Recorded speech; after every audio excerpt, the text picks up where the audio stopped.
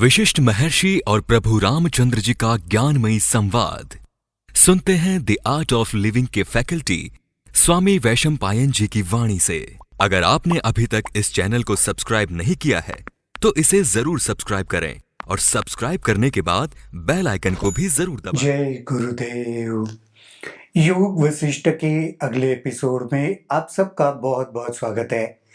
पिछले एपिसोड में अगर आपको याद होगा तो उस शिला के अंदर जो संसार है उस संसार में महर्षि वशिष्ठ जी खुद पहुंच गए हैं और वो जो स्त्री है उसने रिक्वेस्ट किया था कि उसको और उसके पति को मुक्ति चाहिए। उस किस्से को हम देख रहे थे। उसमें वशिष्ठ जी ने कहा था इसी प्रकार यह चेतना ब्रह्मा अर्थात सृष्टिकर्ता बनती है, हरि या विष्णु बनती है, रुद्र बनती है और कृमि भी बनती है। तो एक ही चेतना कभी ब्रह्मा के रूप में, कभी विष्णु के रूप में, कभी शिव के रूप में या किसी कृमि कीटक के रूप में भी वही चेतना हम अनुभव करते हैं। उसी कहानी को आगे बढ़ाते हैं। वशिष्ठ ने कहा, जब सृष्टिकर्ता ध्यान में लगे हुए थे तब मैंने चारों ओर देखा।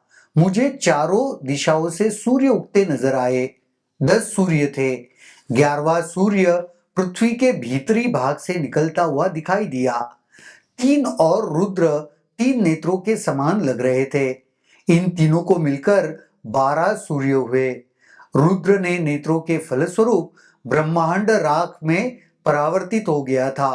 2 पदार्थ ही अप्रभावित थे, एक आकाश जो सर्वव्यापी था और दूसरा स्वर्ण जो विशुद्ध था, और कुछ नहीं बचा था।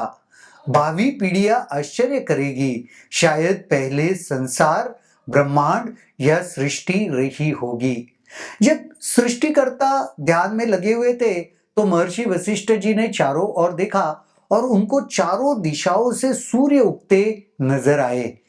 वह 10 सूर्य थे और फिर उनके वो 11वां सूर्य पृथ्वी के भीतरी भाग से निकलता हुआ दिखाई दिया। 3 रुद्र भी दिखाई दिए और 3 रुद्रों की जो आंखें थी वह 3 रुद्र 3 नेत्रों के समान लग रहे थे और तीनों रुद्रों को मिलाकर एक 12वां सूर्य वहां पे उन्होंने महसूस किया। भयावह पवन ने सब कुछ सुखा डाला था। तो जब प्रलय होता है तो फिर सब कुछ विलय हो जाता है ना। तो वैसे ही यहाँ पे अनुभव था कि 2 ही चीजें बची थी, एक तो सर्वव्यापी आकाश और दूसरा विशुद्ध स्वर्ण था जो परम तत्व है, वो हम कह सकते हैं। भयावह पवन ने सब कुछ सुखा डाला था। इसके बाद बारी आई भयावह बादलों के हठपूर्वक गाज गिरने की। पूर्ण अंधकार व्याप्त था। पदार्थों को विघटित करने वाली प्राणवायु ही विघटित पदार्थों को धारण किए हुए थी। तो जब प्रलय हो जाता है, विलय हो जाता है, तब क्या होता है उसका यहाँ पे वर्णन किया जा रहा है। तो भयावह पवन ने बहुत जोर से, तेज से आंधी हवा चल रही थी और वह तूफान, वह आंधी हवा इतनी तेज थी उसने सब कुछ सुखा डाला था। फिर बारी आई भयावह बादलों की जो हठपूर्वक गाज गिराने की। हठपूर्वक गिर रहे थे, बादल गरज रहे थे और गिर रहे थे।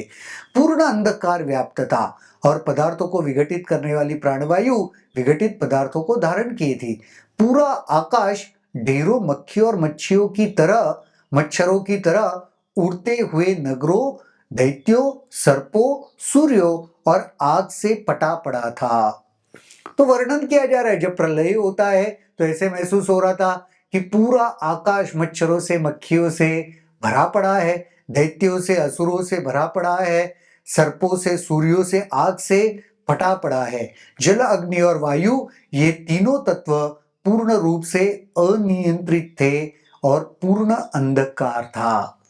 तो जो प्रमुख तत्व है कौन कौन से? जल, अग्नि और वायु, तीनों तत्व अनियंत्रित थे। कोई नियंत्रण नहीं था, कुछ भी आ रहा था, कुछ भी जा रहा था उस प्रकार से। और वह वहां पे पूर्ण अंधकार छाया हुआ था। सृष्टि के पूर्ण विनाश के बाद प्रच्छन्न खंडहर बचे थे। देखो, जब प्रलय होता है तो सब सब तत्व विलय हो जाते हैं ना, तो पृथ्वी का तो पूरा विनाश हो गया। अब जो खंडहर बचे थे, जो अवशेष बचे थे कुछ, वहां फिर परिपूर्णता हुई। यह परिपूर्णता तब दिखाई दी जब विभिन्न जीव नष्ट हो गए। खंडहरों के बाद वहां पे परिपूर्णता दिखाई दी। कब? जब सब जीव वहां से नष्ट हो गए। उसके बाद वहां आकाश नहीं था, दिशाएं भी नहीं थी, न वहां तत्व थे, न सृष्टि थी। तो प्रलय के बाद वहां पे कुछ नहीं था, आकाश, दिशा, तत्व भी नहीं थे, सृष्टि नहीं थी, कुछ नहीं था। वहां मात्र चेतना का असीम सागर था। तो प्रलय के बाद यही होता है, कुछ पदार्थ, कोई वस्तु, सृष्टि, किसी का अवशेष शेष नहीं रहता। वहां पे सिर्फ एक ही चीज उपलब्ध होती है, वो होती है असीम चेतना। सृष्टिकर्ता के रूप में मैं ध्यान में बैठा, मुख्य सहायक मुझे घेरे हुए थे। 12 सूर्य भी वहां आ पहुंचे, उन्होंने भी ध्यान लगाया। मैंने उसी प्रकार देखा जिस प्रकार स्वप्न में दिखने वाली पदार्थ हो या लालसा की अभिव्यक्ति हो, न कि भौतिक दृष्टि से मूर्तमान रूप हो। तब मुझे बोध हुआ कि वे सभी विशुद्ध शून्य है। उसी क्षण वे दृष्टि से उजल हो गए। सृष्टिकर्ता का संसार भी नष्ट हो गया। देखो, सब कुछ भीतर ही है। उन्होंने ध्यान लगाया, वशिष्ठ जी ने, वह सृष्टिकर्ता बन गए। जैसे वह सृष्टिकर्ता बन गए, 12 सूर्य भी वहां पे आ गए। तो ऐसे ही सृष्टि का उदय होता है। हमने पिछले कुछ एपिसोड में देखा था कि सृष्टि का उदय कैसे होता है, वह सूर्य बनता है, फिर कैसे अग्नि, आकाश, अग्नि, वायु, जल, वो सब कैसे तत्व घनीभूत होते हैं और अपना रूप धारण करते हैं। तो वह 12 सूर्य भी वहां आ पहुंचे, उन्होंने भी ध्यान लगाया। मैंने भी उनको उसी प्रकार देखा जैसे स्वप्न में कोई सृष्टि को देखते हैं। और जैसे मुझे तत्व का एहसास हो गया, बोध हो गया, वह सब ओझल हो गए, क्योंकि उनको बोध हुआ वशिष्ठ जी को, वह सब तो शून्य है, सिर्फ चेतनामय है, तो वह ओझल हो गए। मैंने एक भयावह रूप भी देखा जो ब्रह्मांड की विनाशक मूर्ति जैसे था। वह अपने ही तेज से चमक रहा था। मैंने सोचा यह रुद्र है। फिर मैंने उसे प्रणाम किया। हे राम, यह अहम है, इसका काम ही संतुलन को नष्ट करना है। इसका शुद्ध रूप आकाश या शून्य है। फिर उसके बाद उन्होंने एक भयावह रूप देखा। वह भयावह रूप उनको लगा रुद्र है, लेकिन राम, यह अहम था, अहंकार था। और अहंकार का काम क्या बताया? संतुलन को नष्ट करना। वह चेतना में जो संतुलन है उसको नष्ट करने के लिए ही अहं का उदय होता है। वह अहंकार का उदय होने के बाद ही असीम चेतना का संतुलन नष्ट हो जाता है। इसलिए इसका रंग भी आकाश जैसा है। पांचों इंद्रिया इसके मुख है। अहंकार इंद्रियों से ही जीवित है, मुख है। इंद्रियों के वजह से अहंकार शेष रहता है। 5 कर्मेंद्रिया और उनके कार्यक्षेत्र, इसके 10 हाथ है। कर्मेंद्रिया और 5 प्रमुख इंद्रिया और 5 कर्मेंद्रिया, ये सब मिला के उसके 10 हाथ है। अहंकार क्या? रुद्र का रूप असीम चेतना के लघु के कण के समान है। वह असीम चेतना में हलचल के समान तथा भौतिक आकाश और जीवित प्राणियों के वायु के समान अवस्थित है। समय पाकर जब सभी हलचलें समाप्त हो जाती है, तब वह परम संतुलन प्राप्त कर लेता है। तो यह रुद्र, यह अहंकार जो है, वो असीम चेतना के हलचल के समान तथा भौतिक आकाश और जीवित प्राणियों के वायु के समान है। असीम चेतना के हलचल के समान है, या भौतिक आकाश जैसे होता है उसके समान है, या जीवित प्राणों की, जो प्राणियों में जो वायु की असीम वायु की समान अवस्थित, वायु जैसे स्थित रहता है वैसे यह स्थित है।